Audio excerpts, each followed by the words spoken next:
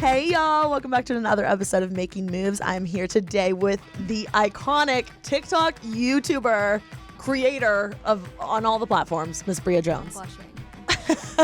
I'm a fangirl of Brias. I'm really excited that she's here. We are fangirls of each other. So this is like so perfectly planned too, because like also when you reached out, you didn't know I already had a trip planned. Universal. Yeah, we were meant to meet in real life. Absolutely. Absolutely. Okay, so tell me a little bit about yourself.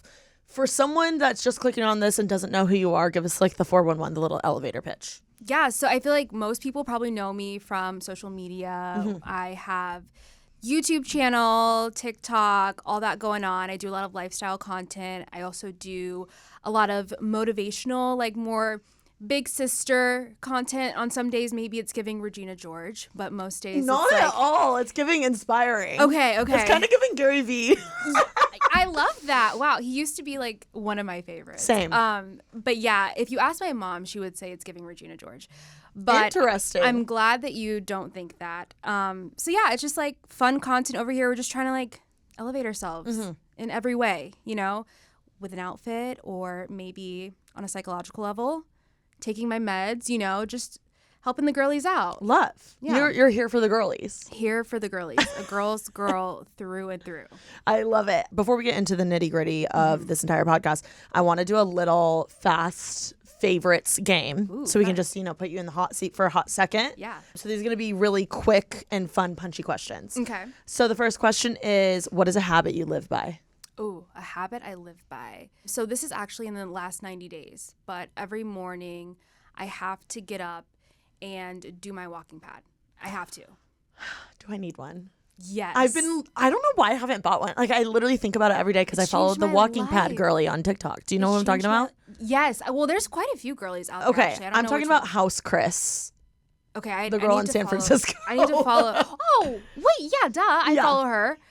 She's amazing. But you're a walking pad girly too. Now I am. Yeah, I just recently joined the cult, and I'm so happy. I'm so happy. I talk about it sometimes because I'm like, guys, if you do this, like if you just do a work and walk, I call it the work and walk because you have to be doing something that you're focused on so that the time flies. I do a 2-hour window, and then I have 11,000 steps by 8 a.m. Which is banana. So what time are you waking up? Around 6. Oh my gosh, that's pretty crazy. Yeah. What time are you going to bed? 8. Okay. Oh my God, Bria. Listen, I'm in like a small suburb of Dallas. Like none going on. We're not going out anymore on my end. How do you stop yourself from scrolling? I don't. I actually scroll. Okay. And then I get to the point where So I'm you're like, in bed by 6, scrolling till 8. well, I would say I'll say I'm probably falling asleep by like 9:30. In bed around 8. Okay. Doing a little bit of a scroll, maybe some Pinterest stuff. Okay. Maybe, designing my future home. And then when I'm starting the knot off, I'm like, all right, it's time. But I need to stop the night scroll. It's addicting. I hear it's not good for the brain. Okay, so you are walking pad girly, and that's your non-negotiable in the morning? Now it is. Yeah, weekends, weekdays. I mean, of course, I'm traveling right now, so that's the only thing. But yeah, if I'm home, we're on that walking pad. And while you're walking, you say you're working. What are you working on? Anything. Like I'll clear my inbox. I'll edit videos, reply back to comments, just anything that I would probably procrastinate on throughout the day, which is really nice too because I usually knock those things out before 8 a.m. And then I'm like, cool, like now I can go to a workout class and not have to like, be like, oh, I got to get back and get to those emails. Like everything's done. The concept of, I feel like we're on the same level of this, the concept of walking and then also working. So getting two important things done at the same time genuinely makes me horny. Yeah. And I mean, people, when I say that I do both, they're like, how do you do this? Like, your brain can compute. Like, it's actually very therapeutic. And I feel like I'm so much more creative when I'm moving my legs and thinking for whatever reason. Maybe that's like undiagnosed, like something. But I just feel like I'm a lot sharper and I can even like make better emails, like they just sound better and more put together. Everything just flows nicely. And I go really, really slow. So I'm not like on here like hustling. Like yeah, you're not running. No, I'm what speed?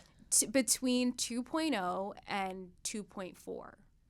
somewhere. It's a light little stroll. Okay, this is like the new 12-3-30. Yeah, I in would a way. say I think this is better, honestly, because I was a 12-3-30 girl. No shade to Lauren, love her. Oh, we love Lauren. We love Lauren.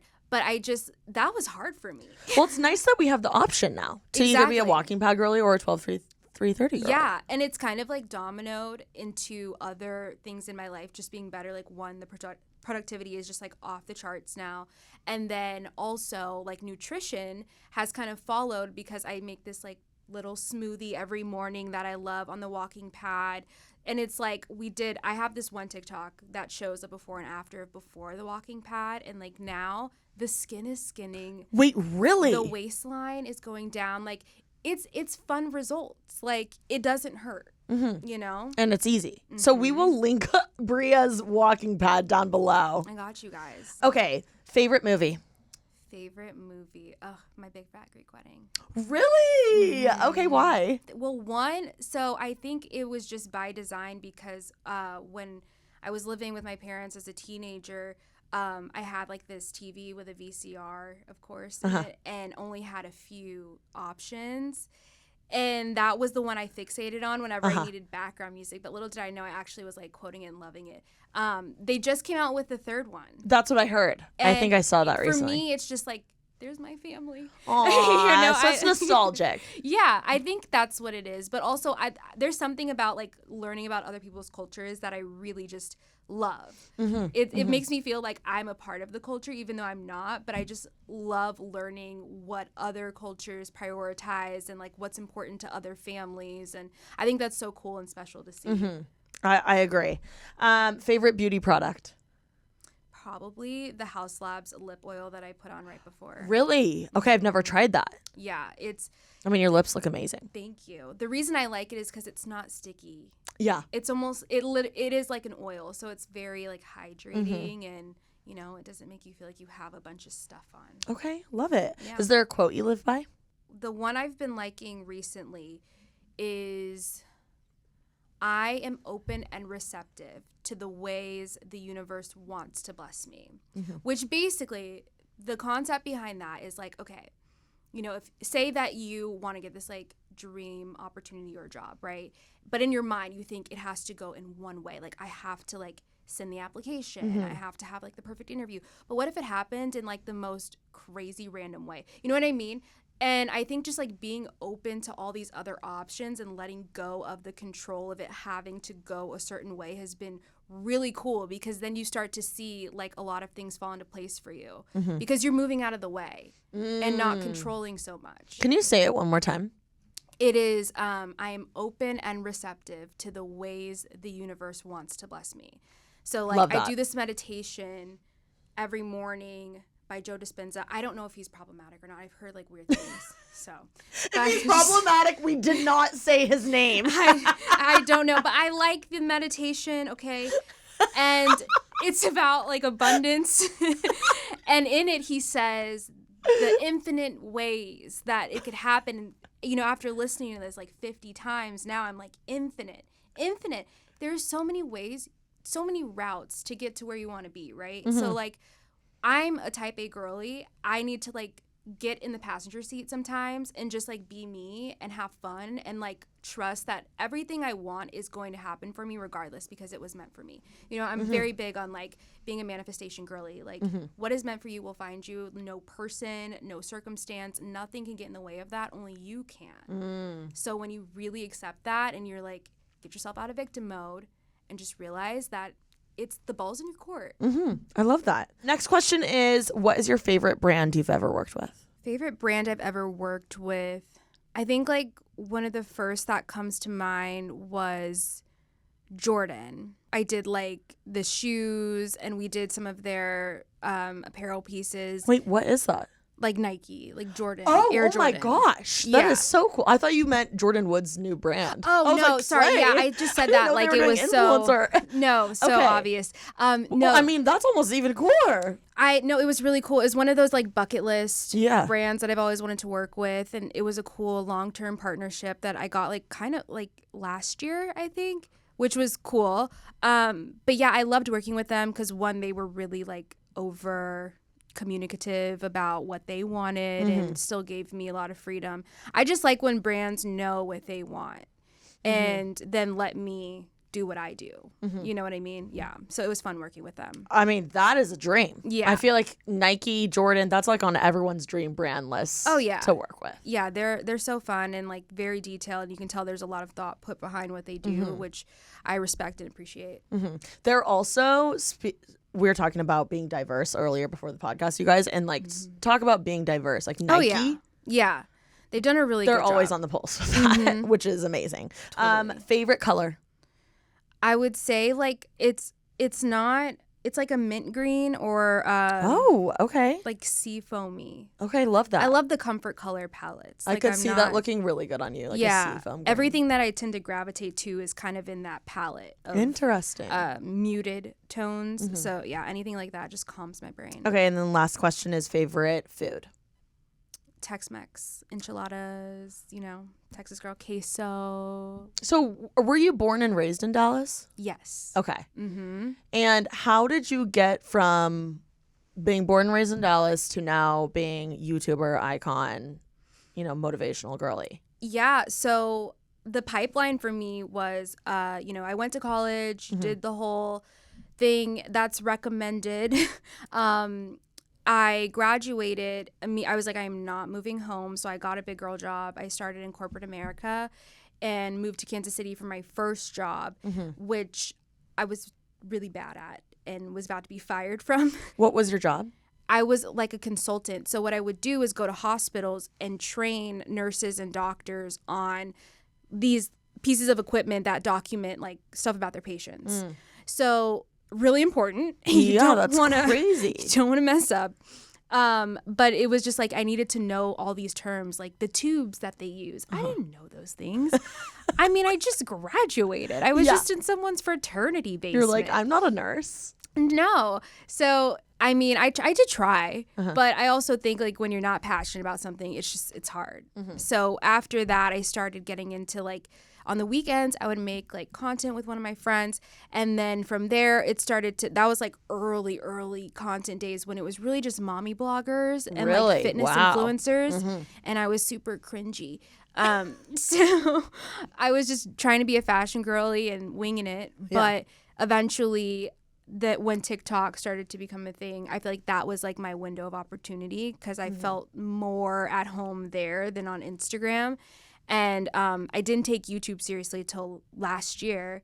And when I did, I hit like 100K last summer. And then it just kind of like kept going a lot faster after that. And last week hit 300K. Congrats. So, that's fucking awesome. No, I love my YouTube family. Like, it's so special. It's well deserved also. I just have to say. Thank you so much. But yeah, that was the pipeline of corporate to creator, I guess. So yeah, it's kind of helped having like a professional background a bit.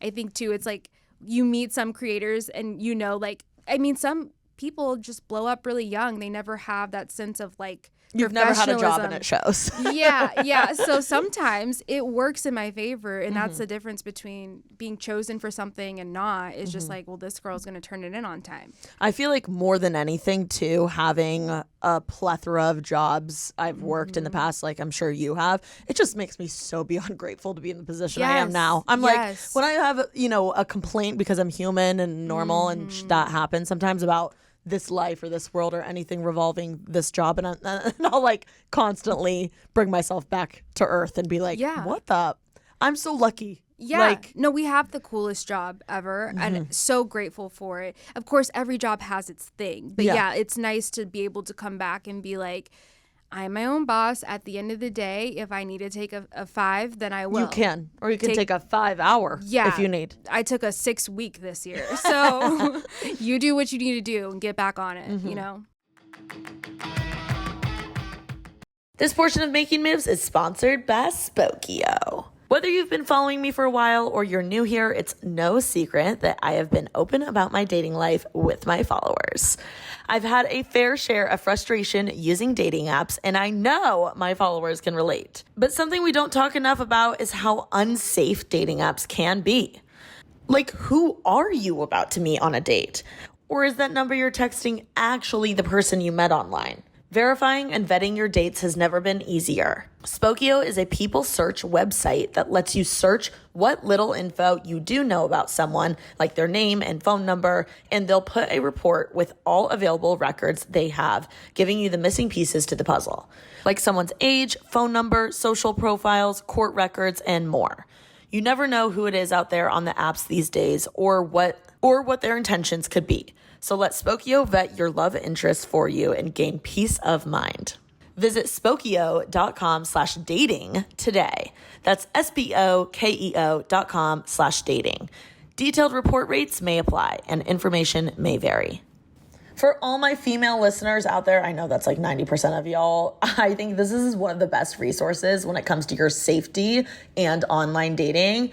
I use online dating apps all the time. Like, I feel like it's the only way to really meet a significant other these days. And it's become so common, which is awesome, but we still need to be safe going on these dates. Like, we really don't know who we're meeting up with. I have had a few friends who have gotten catfished. And let's be honest, we don't have time to waste to go on any bad dates, let alone a catfish date. Okay, that would be horrible. So to avoid that and just protect your safety, I recommend checking out Spokeo. It's one of my favorite resources when it comes to online dating, just to be safe before you go on your dates and have peace of mind.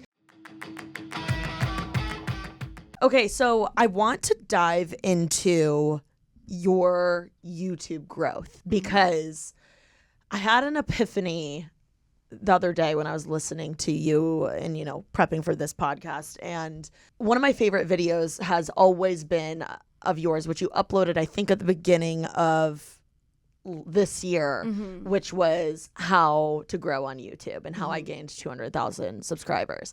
And the reason I think it is such a good video is, one, because you're giving actual tips and it's not just be consistent, drink lemon water. Yeah. We know those things, right? Yeah.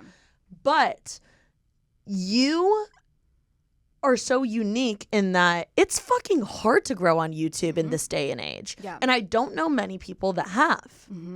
So I feel like you have such a unique perspective. Obviously, if you want to grow on YouTube and you're watching this video, definitely go watch Bria's video on how to do that. But is there anything else, that video was short compared to this podcast. What tips and tricks do you live by? Do you attribute to your success on YouTube as far as growth? I want to hear it all. So I think a lot of what helped me with YouTube is like stuff people don't want to hear. And it's that, you can't focus so much on like, the question I get all the time is, how do I start? How do I start? Babe, hit record like we all did. Yeah. It's going to be cringy. It's going to be awkward. You talking to a camera is not going to feel natural if you're not used to doing something like that. You have to keep putting yourself in the situation, right? And be consistent with just showing up. Yeah. There's no magic recipe. It's literally just saying, okay, accept that it's going to be sloppy and go in with that mindset so that you can give yourself a little bit of grace during that. So yeah, that's one part in just like the mindset part of showing up. Now, in terms of like actual strategy, yes, consistency is important. Like stick to a schedule, not so much because it's important, but mostly because if you're trying to grow an audience, you want them to know when you're going to be around. Like my crew knows she posts every Saturday. Rain or shine, that's when I'm there. So have a day when they can expect you. And like my people, if it is, usually I post like 8:30 a.m. Central Time. If it is like 8:40, they're like, where are you? Really? You know what I'm saying? They know. So you want to make sure it's that obvious when you're posting because people will look for you. Also, I would say figure out what you just love to talk about. It doesn't even matter. What do you love to do? Because I really think that when you love something, people just gravitate to what you're saying a little bit more rather than forcing and doing what you think people want. If you do what you think people want, you're just going to be like everybody else. Wow. So true. And sometimes doing what you want and being true to yourself is kind of being an outlier. And that's like amazing though, because even more of a reason to follow you. Don't try to be like every other person on YouTube. Be yourself. And that's really what's going to shine through. And that's why people are going to want to subscribe to you. So in part of that also, I said in the video, look, you have to, as I said in the video, shake some ass for the algorithm. Okay, like, and this is You what really do. I love that you said that. You do. I kind of hate it because it's like this is the corporate part of the job where it's like I just want to make content, but sometimes that isn't enough. You have to appease the platform that you're on because like you don't own it, right? So at the time that I was trying to grow, Shorts was in beta. So I knew, okay, rule of thumb, if there's a new feature, use it. If you want to grow. If you don't want to grow, don't use it. But if you want to see growth, you have to use the new thing that they're trying to push because they want to compete with TikTok. They want to be the next thing. So when I started to use Shorts, I was crazy consistent with Shorts. Like, really? I was posting at 1.3 shorts a day. Wow. Every day. And was this something you were doing every day when you got up, or would you like batch them all in like a couple days? You can schedule them. Yeah. So what Is I that would what do, you were doing? Okay. Because and what's cool is that like my TikTok followers and my YouTube followers are really different. So I did the lazy girl thing and I repurposed it. I removed the logo because they won't push your content if it has TikTok on it. But those followers had no idea. And I mean, that's not what the platforms want to hear. But look, they weren't paying me. So I have to do what I have to do to like sustain myself because it's a lot of energy to make original content on every single platform. Well, also your TikTok content's great. Like may as well be seen by another audience. And what's wild, I mean, and there's no shade to any platform here because it really depends on the day. But you know, one day the content on TikTok goes viral. That same video flops on Instagram. That happens to me all the time. Vice versa. One day it goes viral on Instagram, TikTok, crickets. So it's like you really should spread it out because you never know which algorithm's going to love it and actually push it because you are not a crap content creator. And I wish I was more like nice to myself. It's even to this day when something doesn't perform on TikTok, I'm like, God, what did I do wrong? You know, I'm so hard on myself. But I just left TikTok headquarters and they just told me the algorithm isn't up to me. Like they looked me in my face and there will still be a time when I'm like, what did I do wrong? You know? So you also have to understand that it is kind of like luck involved there, but you will be luckier if you keep showing up and, you know, doing what the platform likes and kind of being on your, you know, do your P's and Q's. But all that together, it'll pay off. Consistency is hard. And I have had a YouTube channel for technically 6 years, posting when I kind of felt like it. And when I really got serious about it, it took it kind of popped off. I know there's someone out there that's going to be like, well, I have such a boring life. Like no one's going to want to watch me. What do you have to say to someone that says that? I can totally relate because, you know, at one point I was living like in the Midwest, no shade Midwest, love you. I was in Kansas City. So it was kind of hard to make content out there. For sure. You know, you see the LA girls and I'm like, oh, a dream. Like I've been here for a few days and like the content is fire. And I'm like, it's just so easy here. And I have my photographer friends and, you know, my podcast friends. I'm like, I would be killing it if I lived here, right? So I get it. But at the same time, you have to realize there is something special about you regardless. And more than not, more people relate to your boring life than these LA girls or whatever. For sure. Not 99% of America is not like that. And sure, it's entertaining to watch, but it's not always relatable for every single person. People just love to see themselves, I think, in creators.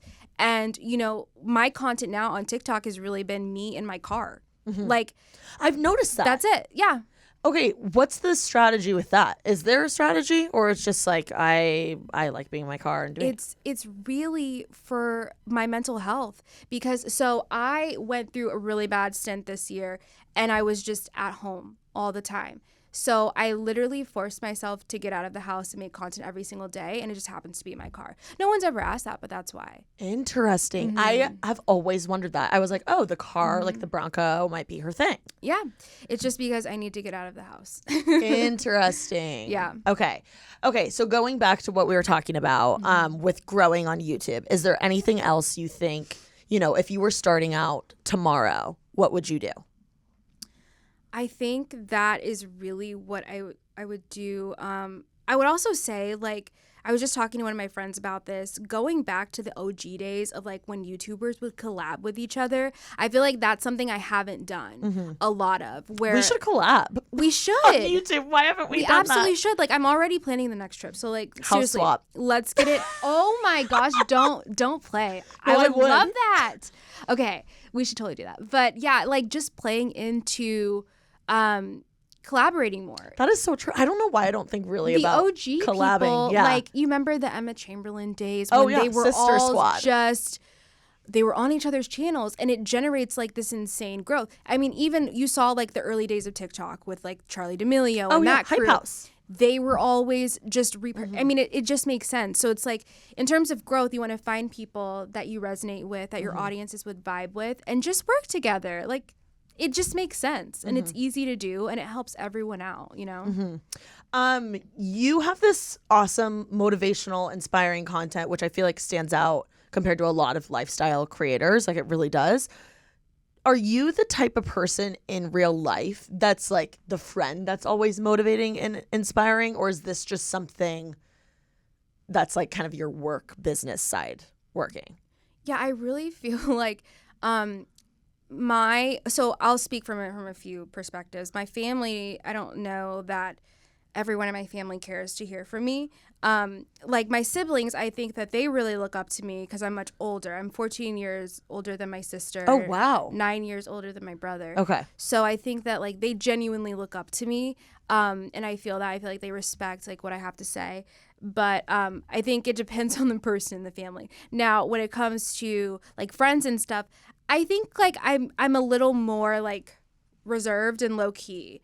Because, like, I kind of go to them more, you know, for stuff. And I think we just, like, all help each other. And it's not, like, one person really – I'm not, like, the hero in the friend group or anything. I think we all are just, like, so there for each other. I have, like, I feel like I have a different approach with YouTube. A different, like, even tone. You know what I mean? Why? I don't know. I think it's kind of like I would call it more of a stage presence. It's not that it's inauthentic. It's just like I wouldn't talk to my friends the way I speak to like my YouTube channel. Interesting. It's a little more low key. Okay. You know, I think it would be a little too much if in person I was like, you need to get out of bed. True. It depends on the type of person or whatever. Yeah. Do you think it's also because you see your audience? I feel like you refer to this a lot in your content as like you're the big sister. Yeah, like it definitely has. Like a lot of people will comment, they're like so much older than me, but they look up to me as like the big sister or whatever. So yeah, I think like people who have subscribed to my content know what they're getting into, right? So I can be that way with them. It's more of a tough love tone. That's what I think I was trying to say is like it's more like no BS. Like let's really talk about ourselves. And most of my content is inspired by me being a train wreck. So it's like if I can throw myself under the bus, like let's be real with ourselves. And I think me doing that lets people feel safe enough to be like, okay, if she's not okay, then it's okay for me to not be okay. And if that's all I can do for someone, then I love that. Like when I was really like struggling this year, I still made a few videos, even though I took a little bit of time off. And I'm literally crying in the videos because like I was so down bad. But I mean, it was still a point because now here I am like doing so much better than I have in years, and people can see like, oh, like I can be in a really tough spot and still get out of it. And if that's all I can do, by the way, that you're feeling yeah, if that's all I can do for someone, then that's what I want to do because that's real life.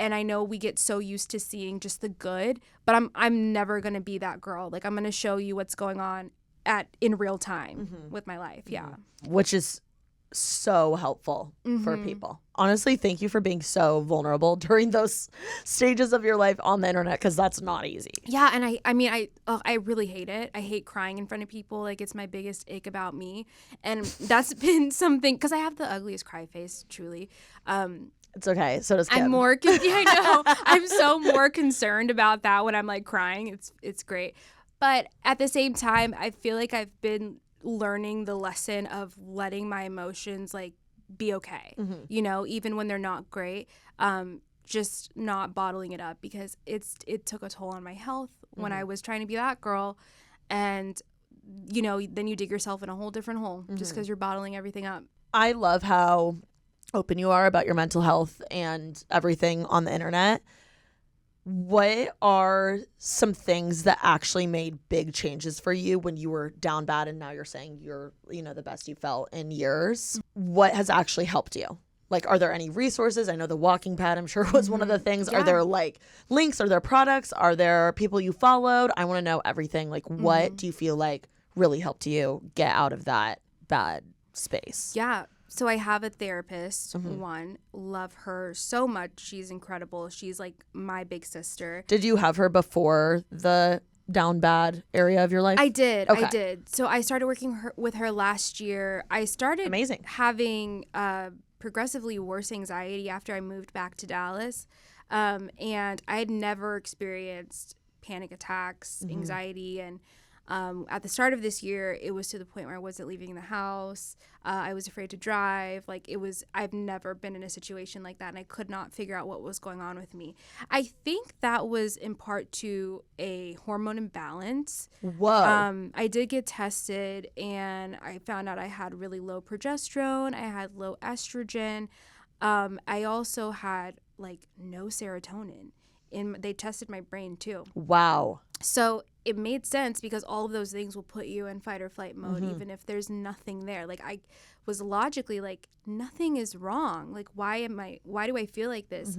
And so that alone was wearing on me. And I just tried to fight it for a while. But eventually I was like, you know what? I need to, start to just kind of tweak my lifestyle here. Do what I can nutrition wise. I started to supplement and just, I hired that trainer I was telling you about who's out here just for the accountability. She's so expensive. And I'm like, well, at least I won't skip, because I need anything to get me out of this.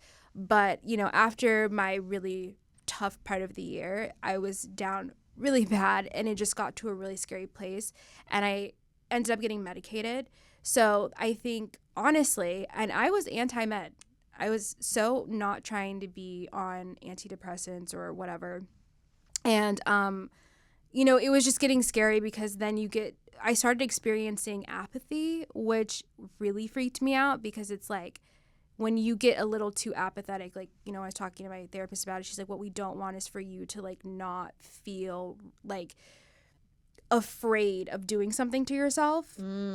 Because usually when you become that version of yourself, you'll hurt yourself.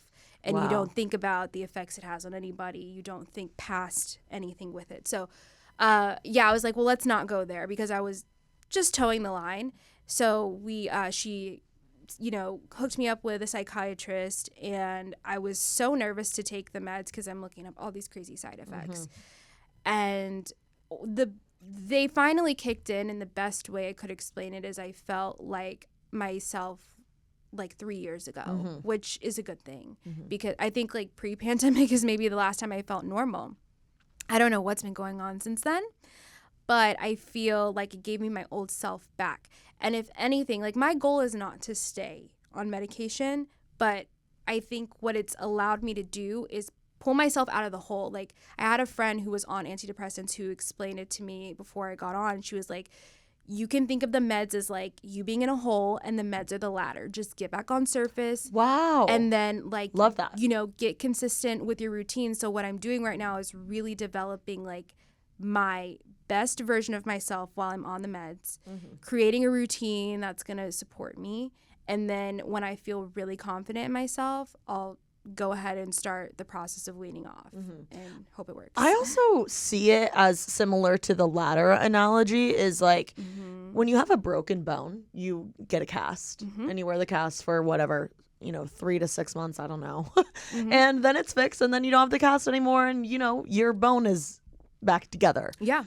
Same with mental health. It's it's crazy that it's this huge world-renowned thing that we now take mental health seriously. It's babe, it should have always been taken just as seriously as physical health. Yeah. Because it can ruin your physical health. Oh, yeah, absolutely. And that's what was happening with me. It was this trickle effect of just, you know, I could tell physically that I was feeling lethargic and like I was emotionally eating. So now I'm not fitting in my clothes and now I have like body dysmorphia and it was just like shit you've never dealt with. Everything. Yeah. And it was like one problem after another coming from just the fact that I wasn't addressing mental health issues.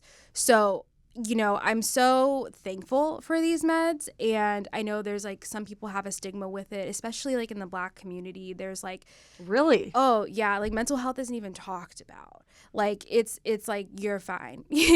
There's like a meme, and it's not funny, but like it's this meme where this person is like, "Mom, I'm depressed," and the mom is like, "Go depress them dishes." Like. It really is the energy though, and it's, you know, it's just generationally. It wasn't prioritized. You just get up and you do what you have to do. But I think, especially with my platform, that's something that I want to turn around, because mental health knows no color. And I've had a cousin close to my age take his own life due to mental health. That's horrible. And yeah, it's just like, I think we can't sleep on ourselves, and we have to be willing to have uncomfortable conversations about our feelings and emotions and what's going on in our head and like the crappy stuff we might have gone through as kids. You know, life isn't fair, but it's we still have to work through it. Like, you don't have to let it control you, and there are resources and there are ways to get through that. Totally. Is there something you wish loved ones of yours would have done or known in order to help you when you were in that place where you weren't feeling yourself? I would have preferred for some people not to like make a joke of it. Like, I had some people in my family make comments like at one time someone said, I was so stressed, like at Walmart, blah, blah, blah. Like, I was pulling a Bria about to have a panic attack. I was like, cute. Okay. Yeah. Like, not understanding this. Yeah. And I get it. Like, family loves to joke and make light of things. But, you know, when I don't think I'm not playing devil's advocate. I just don't think anyone knew the severity of what I was going through. And I just, the only thing I would tell my family, and the only reason I felt like I needed to share anything with them, is because sometimes when I was driving, I would disassociate. And I was scared that would happen and I'd have to call them. And I wanted them to know, if I call you, this is why. This is serious. Yeah. So that's the only reason I told them. And I just regretted maybe sharing that with certain people. The reason I ask is because I feel like I, like all of us, have several friends that have, you know, been down bad or have felt similar to your situation. And as a friend, it's like similar to grief. It's like, okay, I want to help you, but I don't want to bring it up if you don't want to talk about it. And it's like this tiptoeing, I guess, mentality. Yeah. So yeah, the reason I asked is because I'm like, you know, what advice would you give to someone that has a friend? I think too, what could be helpful if you know someone is suffering, ask them, like, how can I show up for you? You know, sometimes for me, I think looking back, it would have been like, hey, can you just like ask me to go somewhere? Can you like force me to come do something with you? Get out of my house. Like, you know, knowing that like it's hard for me to leave my home. Like, maybe let's do something fun. Everyone's different with the support that they need. And so maybe they can articulate that, hopefully, you know. I love that. Thank you for sharing that, by the way. Yeah. I really appreciate it. And that's why I feel like people on the internet love you, because you're so open about these things. Yeah. Okay, I want to talk a little bit about the business side of being a content creator. You mentioned earlier that one of your favorite brands you've ever worked with was Nike and Jordan. What are some other brands you have worked with that you've had an amazing experience? And I guess why? A lot of people who watch this podcast might work for a brand or be on, like, you know, the influencer coordinator side. And like, what do you wish you could tell someone like that? I mean, I've loved a lot of brands for different reasons, but I think the ones that stick out, I can tell you what I do love about certain brands. Is one, when they have a clear idea of what they want to do, so that I can figure out how to integrate that with my audience.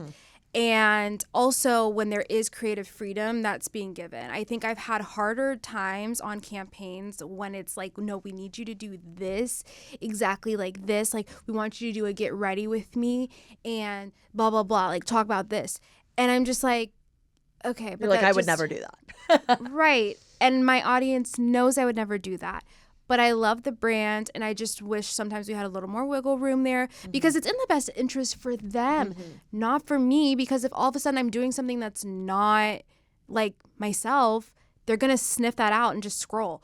So I want them to get the best return on investment with me as well. And that's why I try to speak up for myself. Sometimes they're willing, like they'll hear me out. But when it comes down to like verbiage and they're like telling me to say something a very specific way, I'm like a script. No. Like I had this one campaign I was doing with my husband AJ actually, and we had to like go do something fun with like outfits, and like they wanted me to initially say something along the lines of like, you know, he always wears this, but like, you know, I'm going to dress him, like kind of like making him sound like he can't dress himself. And I was like, I'm not going to do that. Yeah. Like he's not 5. So I'm going to say it in the way I want to say it. But, you know, like it's okay to just voice those things. So I think like having that flexibility is really cool. And also just having a brand that has like representation, like the things that should be like bare minimum, you know, like, do I see myself in this brand? Can I help advocate for girls who look like me in this brand? Totally. Do I think they would like this brand? Like just knowing that there's a connection or something that would pull to my audience. Because like obviously a lot of people who follow me look like me. So making sure that we check all those boxes is always like something I really love. But yeah, those are things I look for in any brand. Yeah. Being a Black creator, what do you wish brands understood more about your position, or when they're trying to diversify, like what do you wish they actually did? I think I wish it started more internally. We can't teach people to know what it's like to be Black, what it's like to be a Black creator. But when you have people who are helping your company that do know, they're the ones that are going to be the most help. People think that we can like teach it, and it's not teachable. It's not something I can really even put into words half the time. So, but when there's no diversity within the company, that's going to show. You're not going to be able to relate to anyone else. Like changing your profile picture to the Black Lives Matter thing isn't. Yeah, and your little square and we're going to do better. Okay, save it. Because it's like, you're not going to do better.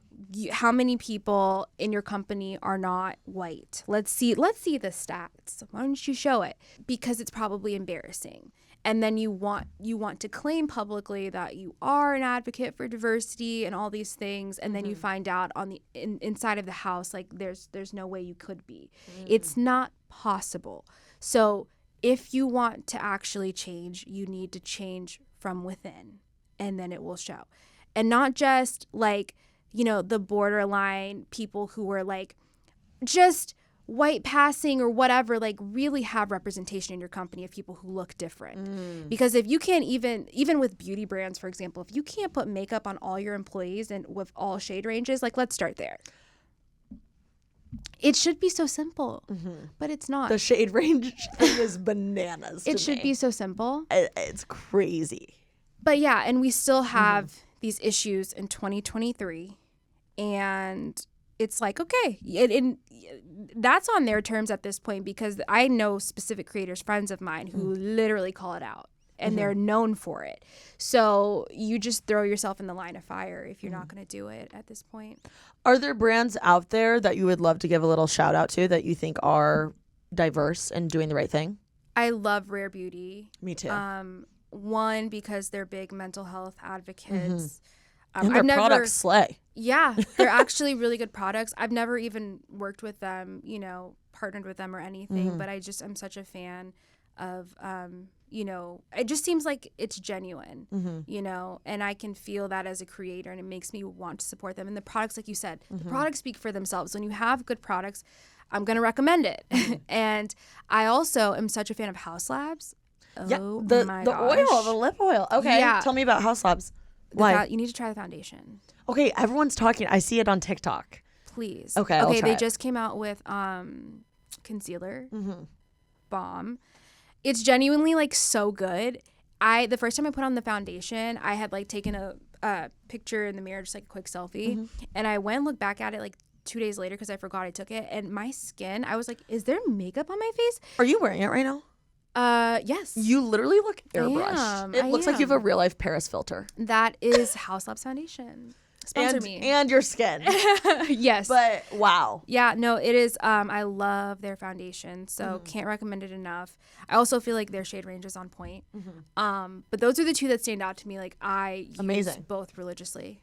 What do you wish like your peers, like other white creators, like people like me, what do you wish we understood more about you being a content creator? I think what feels important to me as a Black creator with like my white counterparts is just more so understanding that there are discrepancies in every industry, right? There are just more checkpoints sometimes that we have to go through.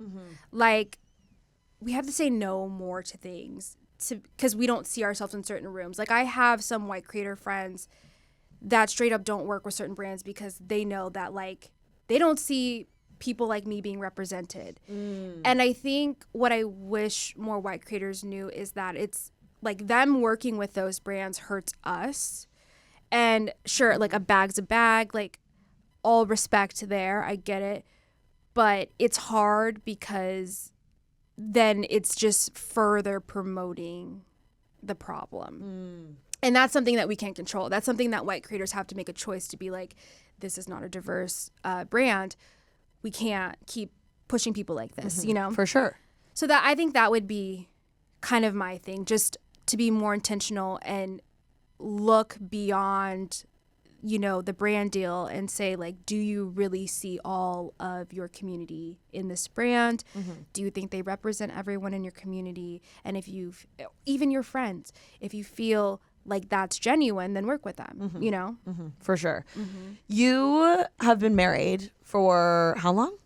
About to be 2 years So this month. awesome. That's crazy. And his name's AJ, right? Okay. You and AJ have been together for almost 2 years, married. And then you've been together for how long? Since 2018. So however. 2018. Wow. Yeah. Crazy. Girl Okay, math, awesome. That feels like 20 Congrats. years. That is girl math. Whatever that number is. And he is white. Okay.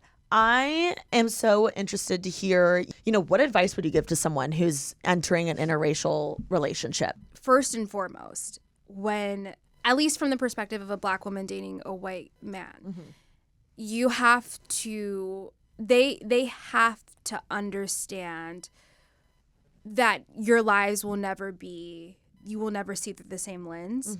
And what I loved about AJ is that like, even before he met me, he was already interested in learning about the way that America was built. Yeah.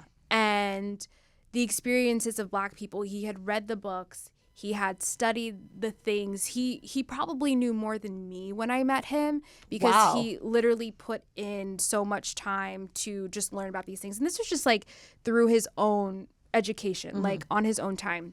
But he's a very empathetic person and he understands that he will never understand.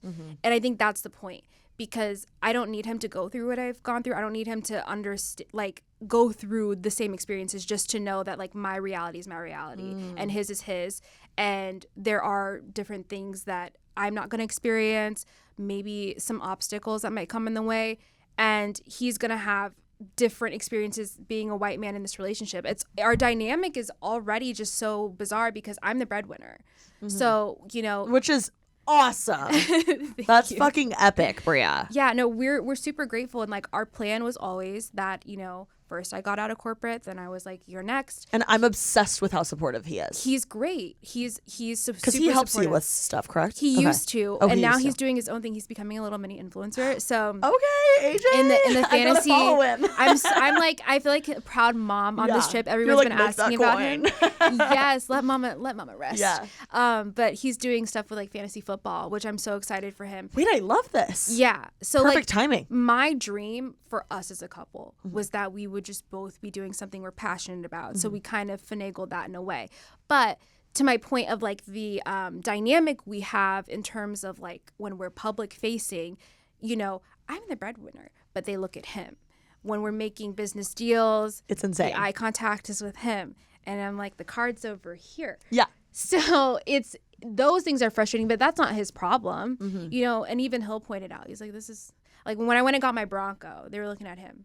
I'm like, look at me. Oh, this is my car. My gosh. So those things kind of frustrate me, but there are also times when I love like not being looked at during those times, because I also don't love like always having to think about money and manage it. Like I'm like, can you just handle? Can you deal, please? He pays. He like does all the bills and stuff, because I don't like having to think of all the things, and I just like that he can. You're like, I'm doing girl math. Like, yeah. Let me create, let me like get the bag and you do the rest to make sure the roof and the lights stay on.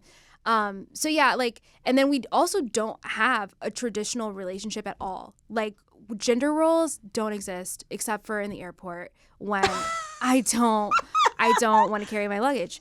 But it's That's funny. so fair. Yeah, because I've done a couple of videos on that on TikTok too. Like my mom has made comments. She's boomer. You know, she loves a good gender role, like loves a good housewife. And I'm really? like, the devil is a liar. I will never. So when like my mom, she cooks dinner a lot for us. And one time we were over and I just got my plate and I started eating and I didn't make his. So I got like a little talking to for not making AJ's plate. Yeah. Oh my gosh. It was so funny though. And I was like, what are you talking about? And so that was one time. And then another time that was funny was I was talking to my mom about like all this tax stuff. As you know, being self-employed is like a doozy when it comes to taxes. Oh my gosh, it's hard. Yeah, and I just like in passing didn't even think about it. I was like, yeah, I have to do this because because I'm the breadwinner. And my mom was like, do not call yourself that. And I was like, what? What? Exactly. What? What'd you say? Wait, but that's the truth. That's the word. So I was like, no, what do you mean? She's like, well, do you say that around AJ? And I was like, yes, the fuck I do. And he's even happier about it.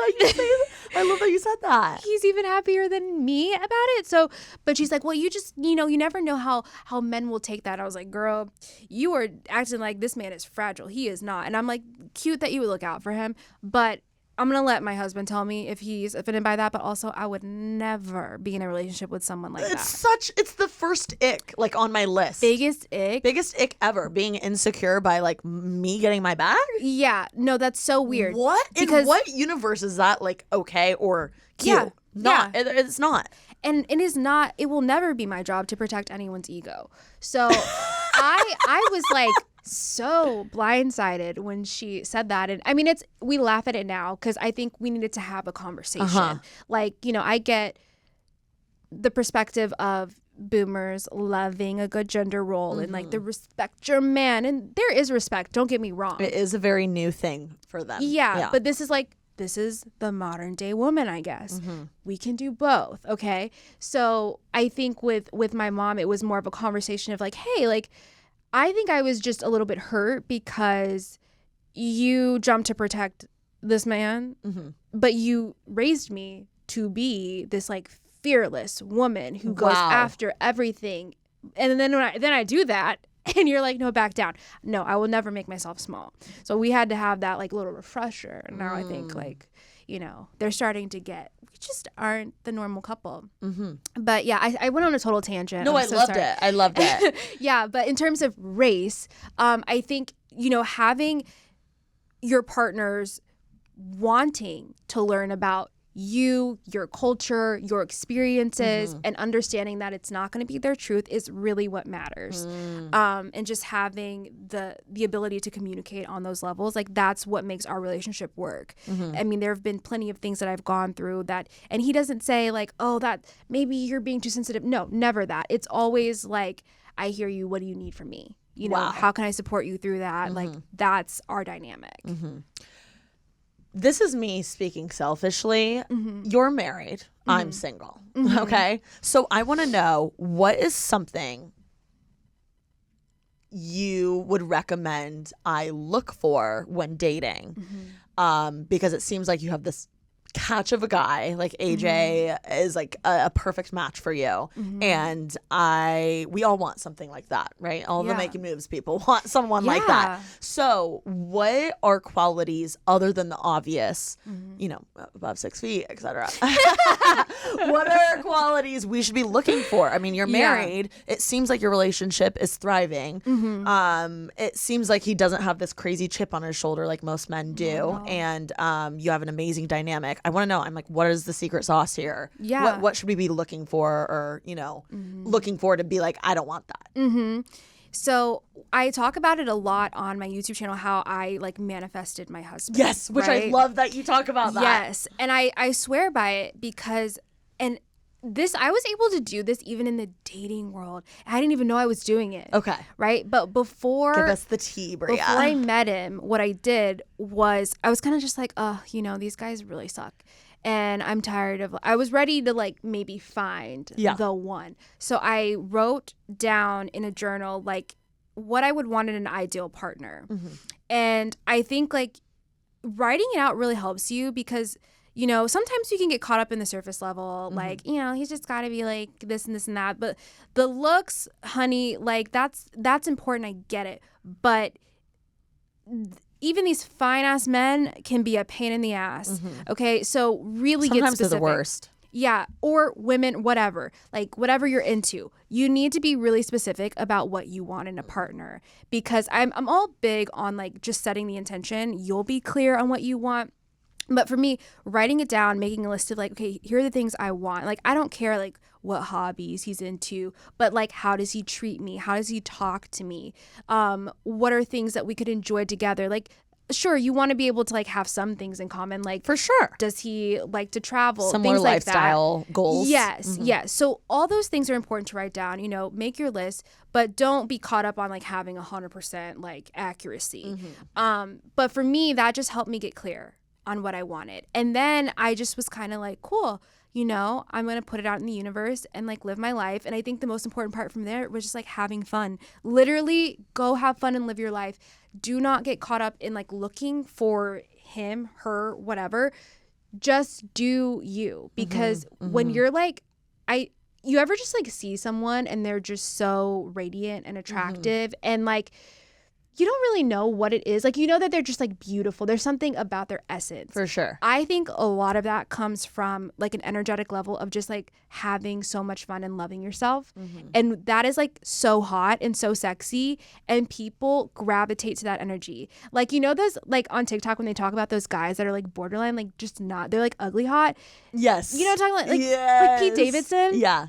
Ugly hot, right? I feel like he's just like into what he does. He's like sure of himself and he's just living his life. You need to embody that energy, right? And then you just like attract them. Because I'm telling you, when I got into that mode, like headspace, it was like like bees and honey. Like you just walk through the bar and it's okay. You're just getting all the attention. Then you have options. And you should be picky. But yeah, I think don't entertain people that, if you're looking for a husband, this is just if you're looking for a husband or a relationship, stop entertaining like toxic relationships.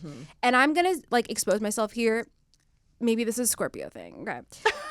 But in college, like I loved a toxic challenge. Yeah. I wanted to be a little fixer. Same. Stop it. We can't do it. You are not anyone's mother. If they're broken when they come to you, are you Bob the Builder? You're not a construction worker, babe. No. Yeah. This is not for you. They need to come to you ready, okay? Yeah. Or at least on the same level where you're like, we're growing. We both have these like goals we want to hit together. For sure. Cool. Nobody's going to be perfect. But like if you know this is a toxic dude who's just ready to bust it down everywhere, then like don't put yourself in that situation. Totally. I think sometimes like we get caught up in self-sabotaging, knowing like we go for the same kind of guy and we're just not being real with ourselves. Like stop going for those guys. You know, like I don't think I would ever find, I mean, I'm not saying no one could, but my chances of finding a forever person probably wasn't going to be in a bar. Probably wasn't. So like, why did I keep looking there? Don't know. You know, switch up the environment, switch up the hobbies, and like see what happens. You know, I love that. That's great advice. Yeah. Okay, going back to you being the breadwinner, you are like I feel like I look up to in so much of the boss ass bitch, female finances. Like, you just have your shit together. So I want to know, what advice do you have for the hot girls when it comes to finances? Like, what should we all be doing? Again, other than the obvious, get your accountant, get a financial advisor. Yeah. But is there anything specific we should be doing? Well, first I would say, which is probably going to be a little like bizarre, but when it comes to money, like I didn't come from money. So let's start there. I had a lot of like negative ideas around money. And I think in order most people for you, do. Yeah. And especially in a capitalistic society, we all do, because it's very much so work till you die type of vibe, and there's not enough to go around. But I had to like heal my relationship with money before I could make it. Wow. So that was the first thing I did, because when you come from a background of, we were always just barely making it. Well, so much pressure behind money and the concept of making it. Yeah, I had never seen anyone have comfortable stability in my life. So I knew that I had to first like create it in my head, if that makes sense. Because again, like big on manifesting things. How did you do that? I literally had to do a lot of inner work. So like some of the things I did was I kind of went through like, how do I think of money? Am I scared of money? Because if you're scared of money, then money's scared of you. And like ways that you would know. Are you afraid to look at your bank account?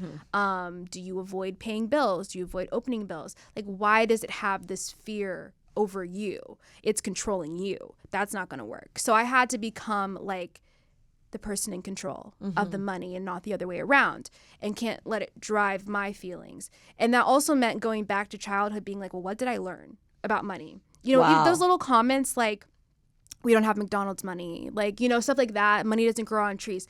You don't realize that it's creating like a belief system in your head. So I had to learn to speak about money positively. One day when I have kids, I'm really going to be intentional about how I talk about money with them, because I never want them to grow up thinking this is just so hard to get, because that's what I thought. It's interesting you say that, because clearly so much stems from childhood, but that reminds me of like, when people on TikTok are like, oh, my mom is like an almond mom, and like they grew up with, almond mom comments. Yes. And that's similar, like the same energy with like money mom comments. Yeah, like how did your parents respond to money? More than likely it rubbed off on you. So the thing about it is like, well, before you can make like more money and be comfortable with it, you have to be like ready to receive it.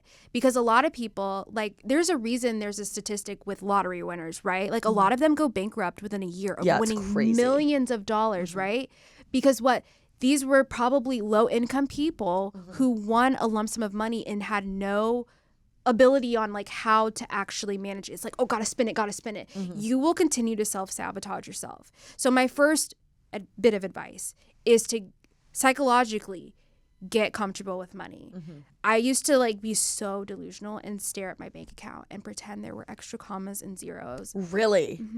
And I used to like write in my journal as if I already had like X amount of dollars, and like, what did it feel like? I would like train myself to like already feel like I had those things, so that when it happened, I kind of knew what it felt like. And I was like getting myself there, like kind of. How often would you do this? Like the manifesting, the visualizing? I mean, there's one point where I was just really going at it.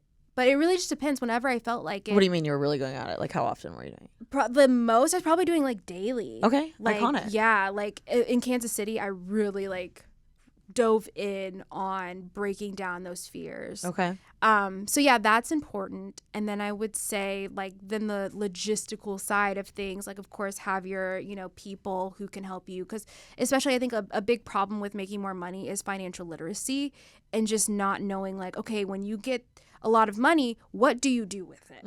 That was a big question mark. To this day, I'm still tweaking and still making adjustments because, as a business owner, you have to, right? You're an LLC one day, now you're an S Corp, now you got to get a whole new team.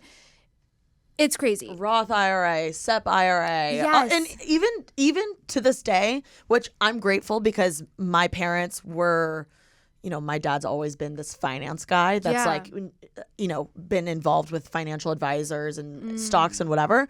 But to this day, even having his help, I still get like nervous and stressed out. Like, did I do the SEP right? Like, am I, because I don't know what it means. Yeah. And like, It's too many words. For me, like, what makes me feel confident is like knowing what the fuck I'm talking about. So then instead of, if I don't know what I'm talking about, then I get scared and I like don't want to look at my account. Which is right ridiculous. there with you. I'm right there with you. And it's like, I have all the resources in the world. I have no excuse. Like me out of all people. It's just repetition though. Yeah. Like, I mean, because I still revert back, especially I notice every time I get like a new milestone, it's like I freak out a little bit. And Me I'm too. Like, oh shit, like we actually did that. And it's like, I don't feel like I deserve this. I don't know what to do with it. Yeah, and then you kind of freak out again. So then you have to like, that's why you have to have a really solid foundation of being receptive to it, and then kind of going back to basics and like reaffirming yourself, like you do deserve these things. You are worthy of these things. This is not an accident that it happened to you, and you can maintain them. I think my biggest fear was always when I would hit a new milestone, like now how do I stay here? Yes. You know? It's like that's a whole new level of like anxiety in a different way. Yeah. And so, you know, in part you hire the professionals. It's okay to ask for help. Like when I talk to my tax accountant and advisors, I'm like, talk to me like a kindergartner. You're going to have to explain this to me so many times. I'm like girl math, babe. Yeah. I mean, we're going to have the conversation until I get it. And I'm making progress. Like 2 years ago, this was like, it was gibberish to me. I was like, what are you saying? SEP, IRA, Roth. Like, now I'm like, okay, I get what's happening a little bit more. I'm here. So it takes time. And also I think like you're saying with the SEP, Roth and everything, like what's important is also thinking towards the future, not just like keeping your money kind of stale, as I call it, like in a savings. Like what can you do? You can still have your money, but like let's put it in a SEP, like you said. I have a SEP, and what I do is I put a lump sum around tax season. Same. A SEP, by the way, for those of you that don't know, is a account that you can put your money in that is essentially for it to stay and grow tax-free for your retirement. So it's still your money. You're just moving it to a different account. But you can't. And it's growing for you. You can't go and get it for a certain amount of time. It is for your retirement. It's for the future. Yes. So you're setting yourself up to be comfy later. Or a Roth. I definitely recommend looking into a Roth IRA. Yep. Look at a finance podcast for that. Yeah, both of those are great though. So you want to look at the different like accounts that you could open up, retirement accounts, investment accounts, and have someone reliable, of course, guide you in those directions. But it's like, I get it. It's like I'm the first in my family to even have these conversations. Good for you, Bria. know? That's awesome. Thank you. That's a hard. lot. I was can't gonna even say imagine. it's a lot of pressure because I'm not even gonna cap. My retirement, it's like it's bigger than my parents. So it puts pressure on me that I need to also help them. And they didn't ask me to do that. I mean, like, no wonder your mental health struggles. That's a lot of pressure. I'm the oldest. That's a lot of pressure, Bria. How could I not, you know? But it's hard. I've had to kind of, even my parents like, stop worrying about it, you know? But I'm like, oh, I gotta like do better, make more money, like even when I should just like celebrate myself. So I'm only saying this to the people who like resonate with that, the older siblings or whoever you are, that when you're the first in your family to do something, it's not always, you know, butterflies and rainbows. It comes with a lot of pressure because you're the first in the family, you know? And everyone's like, looking to you for guidance. Yeah, like, okay, put us on, you know? And even, I say that, but sometimes it's like not everybody's receptive to the help. And then that's complicated because it's like, well, I can't just like help you. You have to help yourself too. Like, let me give you the tools. So it is a lot of pressure, but you have to remember that people are still in charge of their own actions and you can only do so much. So you do what you need to do, but like take that pressure off yourself and like, I have to do it too. Let's say a girl just graduated college and she, you know, has her big girl job now and she got a really great salary to start off with. And now she's starting to have savings. What advice would you give her? So hopefully she's got a retirement set up. That's probably the first thing I would do. And how do you do that? Do you get an accountant? So when I had a corporate job, I guess it depends, but when I had a corporate job, they set that up for us through the company. True. In like orientation, I'm pretty sure. Definitely ask when you get a big girl job, ask what your retirement situation is. Because sometimes you'll work for a really small company and they don't include that. True. And like ask about health insurance and all that because sometimes they don't include that. Yeah.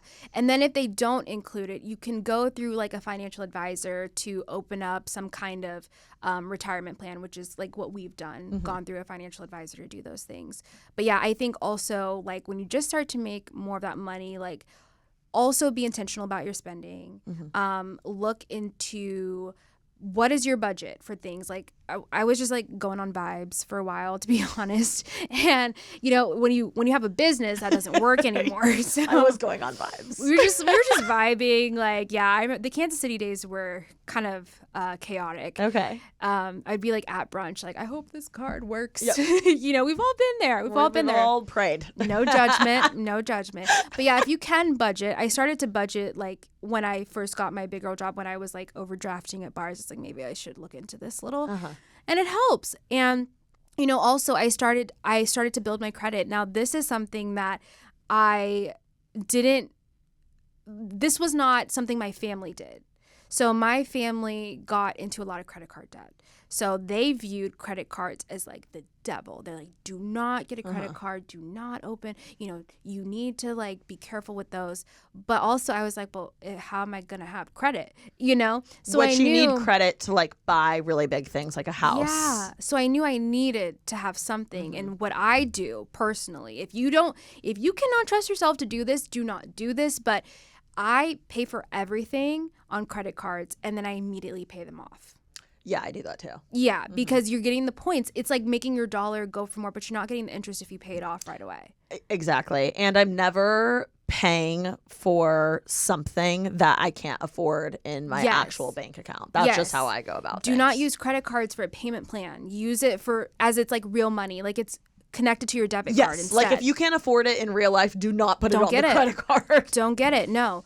So that's what I did to build my credit. And, that's how I was able to get a car, like my Bronco and everything. Because when I got that first corporate job, what I did was I got a Southwest credit card. Awesome. Because our company would usually book us on Southwest flights. So it was just an easy way to book some points. I gained a lot of points for Southwest doing that. The companion pass? Oh, yeah. That shit's amazing. Yeah, especially when you're doing it for work, you really build up the points. So whatever would be beneficial to you, do research on different credit cards. All credit cards have their own perks. Yes. Like if you're a travel person, there's travel cards. If you want cash back, there's cash cards. I don't know the exact ones, but you're going to have to do your own research. I really I just got Amex Business Platinum. I love that one. And Amex is really cool, especially because I'm trying to be a Delta girl now. Okay. I want to switch I'm a Delta girl. Yes. Okay. So I'm trying to be more of that. And it gives you lounge access. Yeah, the lounge you get that is so nice. Bougie girl experience. So I feel like this is what I need going into my 30s. Okay. Hot. Yeah. Love it. I'm ready to be in the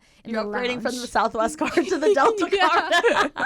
We love Southwest, but it's time just to be a Delta girl. No, the Southwest card slays and the companion pass slays. Especially for those quick flights when we're just going somewhere within the US. Once you start traveling internationally, that's why I honestly became a Delta person, because my entire family is a Southwest fam. Yeah. And they're obsessed with the companion pass, and it's they talk about it all the time, literally. It's so good. But internationally, I was like, shoot, I'm going out of the country so much, and Southwest just doesn't fly internationally that much, hardly at all, if at all. I don't even know. Yeah, I think they go a couple maybe places. The Caribbean or something. Yeah. But definitely not to Europe or Asia or anything like that. So that's why I became a Amex Delta girly, because I was like, I gotta get the points because I travel so much for work. Yeah, no, you have to. And it's nice because with Southwest, if I need to book a cheap trip just to get here, for sure, love that. But yeah, like you're saying, I went out of the country for the first time last year. Shut up, where'd you go? London. Yeah. Did you thrive? I did with Netflix. It was so cool. Okay, casual. So I know I'm still just, I love that trip. But they flew me out to London, and then I was also able to go. Did I go somewhere else? I went to Kenya this year. Oh my gosh! Yeah, now that I've started to Wait, was that with YouTube? Okay, I think I remember. That's so cool. Yeah, YouTube Black. They do this class of YouTube Black for 2023. So it's 150 to 100 creators from the US, amazing, UK, and Africa, and we all met up in Kenya. It was so cool. Oh my gosh. That was not on my bingo card. They told us that a month before. I was like, gotta get my passport. What did y'all do in Kenya? It was every day was kind of something different. They did workshops for us. Okay. We had dinner parties and whatever. A lot of content opportunities, of course. Amazing. We did a safari. Oh, I went to South Africa this year, and safari is the most insane experience ever. Just like a lion. Hey, lion, like right there. And they're just like, so chill. Like, what's up? We're not going to eat you for dinner. It's bananas. The Jeep had no windows. I know. So I was just like, we gonna back this car up a little bit. It's because they've never eaten an actual human, so they don't know. Yeah, if you don't challenge them, they don't see you as a threat, one, and also like, and they don't know that you're tasty. the circle of life, they're so smart because like, okay, this is kind of gross, but like they were explaining, obviously it wouldn't be worth their energy to come for a human, but like we saw this, it's kind of gross, a dead zebra that had been eaten by like hyenas. Okay, I saw a dead giraffe. Okay, so it was like Similar, dismantled, and we saw the bones. Or no, it was eaten by something else. But they were saying the hyena would eat the zebra bones, and then the tortoise would eat the hyena poop because of all the minerals. It's just like amazing how they just know how to flow with the circle of life. You know what I mean? So yeah, my point being, the lions are like, you're not my type. Yeah. They're They're good. like, I have giraffes to eat. Yeah. And like other things. Yeah. This is not for us. So incredible. Well, anyway, thank you for sharing all of your wisdom with us. And thank you for always being so vulnerable and motivational and someone that we can all look to on the internet for our big sis. So where can everyone follow you and find you? You can follow me on TikTok, YouTube, Instagram. I'm Hey Bria Jones everywhere. Definitely worth the follow. Just saying. I promise I'm fun. She is.